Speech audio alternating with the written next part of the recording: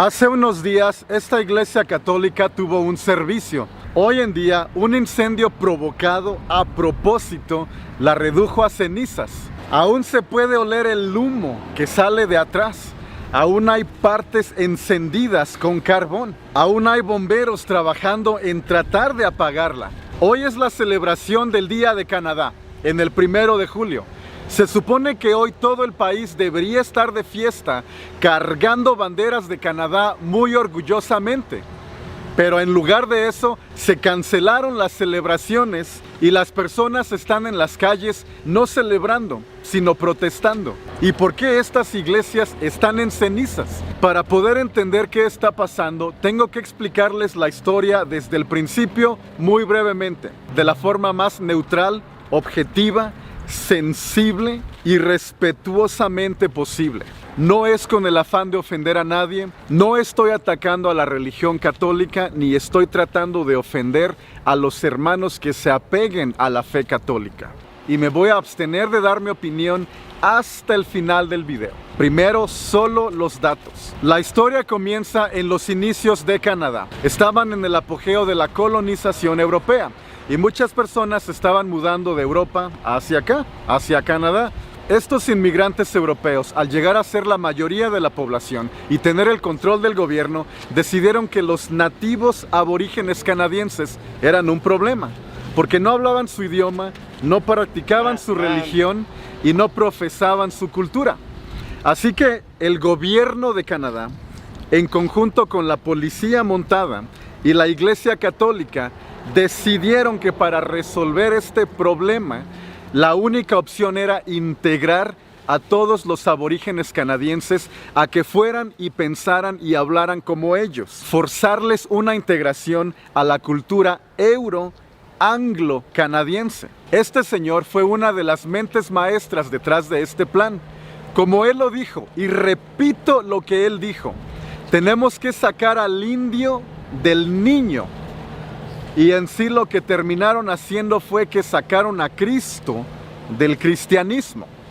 El plan era que todo niño mayor de 5 años iba a ser sacado de su hogar por la fuerza, aunque los padres se rehusaran, e iba a ser llevado a una institución en la que solo iba a hablar inglés y no podían profesar su cultura, e iban a evangelizarlos y adaptarlos. A estos lugares se les puso como nombre escuelas residenciales, pero no eran escuelas y tampoco eran residencias. Vamos a llamarles por su nombre: campos de concentración y genocidio infantil en Canadá. Las cosas por su nombre. Second generation survivors. Yeah, because our mom was a survivor of the residential school, and my aunt and their brother, right? My mom was locked up in a small cupboard up high for days because they spoke their language, right? They got caught. And they got Yeah, it was just sexually abused. They had ran away once, and they got caught. And the second time they ran away, and they never got caught because they hid. Right, they hid for a few years until they were old enough to be free, right? I guess. Pero no todos los niños que se escaparon tuvieron la misma suerte. Con las temperaturas de Canadá, muchos murieron intentando llegar a casa caminando. Extrañaban a sus padres, querían verlos, eran niños, y no se les permitiría regresar con su familia hasta que cumplieran la mayoría de edad, si sobrevivían. Tenemos el reporte de 2 hermanitas de 8 años que se ahogaron en un lago semicongelado al tratar de nadar hacia su libertad. ¿Qué tan desesperado debe de estar un niño? ¿Qué tan asustado para que se meta a un lago congelado a nadar? O la historia de 4 niños de edades de los 4 a los 9 años que se escaparon para regresar a su aldea, que estaba a solo 11 kilómetros del campo de concentración, y ver a sus padres en Año Nuevo. Estos no reportaron su desaparición hasta días después, y fueron los padres que decidieron ir a buscarlos. Los encontraron congelados, muertos, a 1 kilómetro de su hogar. De hecho, la tasa de mortalidad en estos campos era de 1 niño de cada 20. Para poner esto en perspectiva, durante la Segunda Guerra Mundial, a los soldados canadienses que eran capturados por los nazis como prisioneros de guerra, su tasa de mortalidad también era 1 en 20 prisioneros. La enfermedad fue el principal factor. Ponían a tantos niños en una sola habitación sin ventilación que las enfermedades se propagaban. Cuando se abrió el primero de estos campos, en su primer año, hubo un brote de tuberculosis que mató al 40% de los niños. Esto hubiese sido suficiente para cerrar estos campos de inmediato, para cualquier persona que en verdad ama a su prójimo. Pero esto nos deja muy en claro la verdadera intención. No era educar, era exterminar. En la mayoría de las muertes ni siquiera notaban el nombre o sexo del niño. Solo lo botaban a una fosa común, sin anotar nada. En el último reporte, que se encontraron 250 cuerpos de niños, la escuela reportó solo 50 muertes totales en toda su operación. Y eso que solo se revisó una de las áreas, no todo el terreno. Y esto es solo una escuela. Se han encontrado casi 3,000 cadáveres de niños después de buscar en algunas áreas de 7 escuelas. Nos faltan 132 escuelas más por excavar. Quiero dejar esto bien claro, la culpa completa no es de la Iglesia Católica.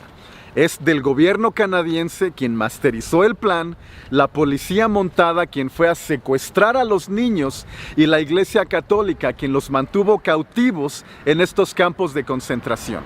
Y así comienza su plan de evangelizar a toda su población en general que no fueran anglo-eurocanadienses y comienzan los secuestros.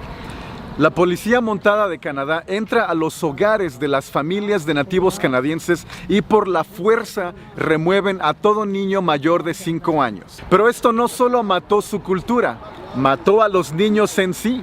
Pero por alguna razón que desconozco, todos los videos que hice sobre ese tema hace años nunca fueron populares. Y es esta imagen de una iglesia en cenizas lo que a lo mejor causó ese de pronto interés y pues aquí estoy, con mucho gusto les explico. Estos niños murieron de muchas formas. Número 1, la falta de alimentación y de nutrición. No les daban bien de comer. Después, las condiciones sanitarias muy deplorables. A veces dormían en su propia orina y excremento. And she had told me a story of when they had made porridge. They never ate porridge before. And when they bought it up, they made them it was just disgusting. Después, la exposición al frío. Aquí en el clima canadiense podían llegar hasta menos 40. Y si no estás abrigado correctamente o el edificio en el que estás no tiene calefacción. Y la segunda, los golpes, los abusos, violaciones sexuales y tortura física a la que los sometieron. Estas señoras con las que platiqué en la mañana me comentan que sus madres fueron sobrevivientes de estos campos de concentración y que cuando un niño estaba enfermo, lo metían a un sótano hasta que dejara de llorar. Ya fuera porque murió o porque milagrosamente se salvó. Mandaban a otros 2 niños a que recogieran el cuerpo o a que lo enterraran en la parte de atrás de la escuela. Y son estas las fosas comunes masivas, con cientos de cadáveres de niños que han estado desenterrando. Todo comenzó cuando una persona, habitante de una de las reservas de nativos aquí en Canadá, comenzó a escanear con un detector de sonar alrededor de lo que solía ser una escuela residencial en el área de Kamloops y descubrió cientos de huesos. Se estima que hay 270 cadáveres de niños enterrados en esa área y salió a la luz. Y fue así que comenzó la ola de vandalismo y daños a las iglesias católicas alrededor del país. Primero solo manos de niños con pintura roja simbolizando las tumbas encontradas, y escaló así hasta los incendios que hemos visto. I feel like there's 2 reasons behind what happened here. One, either indigenous people did this to fucking cover up, not to cover up, to make them pay for their sins, or They did it themselves to cover up their sins. Y fue entonces que empezaron los llamados de los canadienses a cancelar la celebración del Día de Canadá. De hecho, miren, en todo este campo, hoy, 1 de julio, iba a haber una celebración masiva. Carnavales, juegos, comida, cohetes, fiestas, celebración.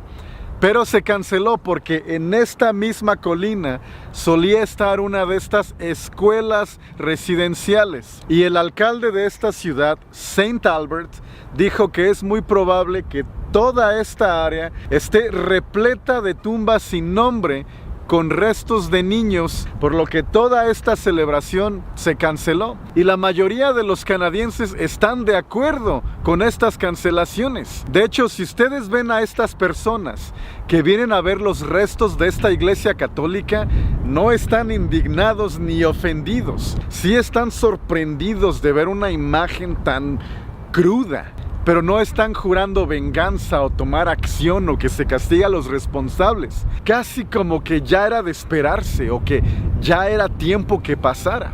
Está definitivamente muy complicado, pero si pudiera resumir las cosas en una sola imagen, sería este momento que capté en mi cámara. Esta señora eurocanadiense se disculpa con este joven nativo canadiense por lo que sucedió con las escuelas residenciales. Y este joven se disculpa con ella por lo que le pasó a la iglesia en su comunidad. Y ambos lloran. Si pudiera resumir lo que está pasando en Canadá en este momento ahorita, es esta imagen. I just wanted to let you guys know and I wanted to find you guys so I could listen. De hecho, el mismo alcalde de la ciudad en su cuenta oficial de Twitter le dice a los residentes de esta ciudad que este año, en lugar de celebrar el Día de Canadá, mejor reflexionen sobre los privilegios que tienen y sobre el pasado de esta nación que se construyó en el genocidio de estas pobres personas. Y es por eso que hoy los canadienses, en lugar de utilizar la típica playera roja con la hoja de maple y los colores de la bandera canadiense, están utilizando playeras naranjas con la frase Every Child Matters o Todo niño importa. Y también surgió un llamado a que todos los lugares donde solían haber este tipo de escuelas, para que escanearan con tecnología sonar para ver cuántos más niños pueden encontrar y tratar de identificarlos.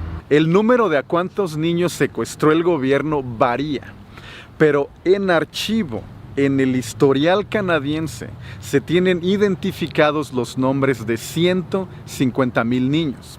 El número puede variar de fuente a fuente. Hay personas que dicen que hay muchos niños que se llevaron que no estaban registrados y que ese número puede ser hasta 250,000 de niños. O sea que faltan decenas de miles de niños más. En múltiples ocasiones, el primer ministro de Canadá le ha pedido a la Iglesia Católica que se disculpe por su participación en estos campos de concentración, a lo cual se ha negado. El último primer ministro, el señor Justin Trudeau, este señor sí se ha disculpado ante las tribus de aborígenes canadienses y le pidió al Papa Francisco, Pope Francis, como se conoce en inglés, que se disculpara, a lo cual él se negó. No dio una explicación oficial de por qué se negó a disculparse, pero en algunos archivos de la Iglesia Católica dice que al disculparse estarían admitiendo o aceptando toda la culpabilidad, siendo que no es completamente de ellos. Pero no pude verificar esta versión en el sitio oficial de la Iglesia Católica, por lo que aún no sabemos por qué ningún papa de la Iglesia Católica se ha disculpado sobre eso. Va a haber una reunión entre el Papa Francisco y el primer ministro Justin Trudeau, y ahí se espera a lo mejor el Papa se disculpe, no sabemos. Bueno, esa fue la parte fácil del video. Ahora vamos con la parte difícil, mi opinión. Y se los digo por dos cosas. Porque quiero que comencemos esa cultura de estar en desacuerdo con alguien con quien eres amigo y comenzar un diálogo. Más que un video de YouTube, esta puede ser una conversación en la que como amigos platicamos de algo en lo que estamos en desacuerdo. En el último video que subí sobre las vacunas, vi muchos comentarios así, que me dicen que les caía bien, que seguían mi contenido, que me consideraban un amigo, pero que ya no, porque están en desacuerdo con mi opinión sobre ese video de las vacunas. Y es exactamente eso lo que quiero comenzar a cambiar. Aceptar el hecho de que con algún amigo, en algún momento, vas a estar en desacuerdo. Y la solución no es terminar la amistad, sino conversar, tratar de entender el punto del otro. Así que por eso les doy mi opinión. Nuevamente, sin importar lo que diga, alguien se va a ofender. Yo en lo personal pienso que quemar una iglesia católica no va a resolver este problema. Por supuesto que entiendo las razones por las cuales quemaron esta iglesia. No lo condono ni lo apoyo, pero la entiendo. Yo soy padre. Tengo 2 niños a los que amo mucho. Si algún día la policía llega a mi casa y me los quita por la fuerza y se los lleva a un lugar donde una religión va a violarlos, no darles de comer, golpearlos y torturarlos hasta la muerte, y yo no vuelvo a ver a mis bebés, y de pronto veo un edificio que pertenece a la religión que los asesinó, no puedo decirles que no me darían ganas de quemar el edificio también. Yo les mentiría al decirles, yo no lo quemaría. Claro que tendría la suficiente rabia, repudio y sed de venganza como para hacer lo mismo. Pero aún así, no creo que sea una solución. No va a hacer sanar a las víctimas y no va a revivir a los niños asesinados. Podría presentar un alivio temporal y artificial al repudio que se siente hacia este crimen. En mi opinión, la solución es llevar a juicio criminal a los que aún estén con vida que hayan participado en el genocidio, sin importar su nivel de participación. En Alemania, pusieron a todos los exintegrantes del partido nazi a juicio criminal aunque tuvieran 95 años, aunque les quedaran meses de vida. Pasaron esos últimos meses en la cárcel y eso le dio un alivio psicológico a las víctimas y les ayudó a sanar. Lo mismo podemos hacer aquí. Y el gobierno lanza una investigación completa para exhumar los cadáveres de todos estos niños e identificarlos y darles un funeral apropiado con dignidad y una compensación a sus familiares y descendientes que aún estén con vida. Sería un excelente primer paso para la reconciliación, en mi opinión. Si solamente quemamos iglesias, estamos poniendo un estigma negativo en los cientos de millones de personas que practican la fe católica hoy en día, que no tuvieron nada que ver con esto. Aunque la intención únicamente sea mandar un mensaje directo al Vaticano, a los líderes solamente, y poner presión solo a sus dirigentes, tiene un efecto secundario. Es una generalización negativa e injusta hacia todos los católicos alrededor del mundo.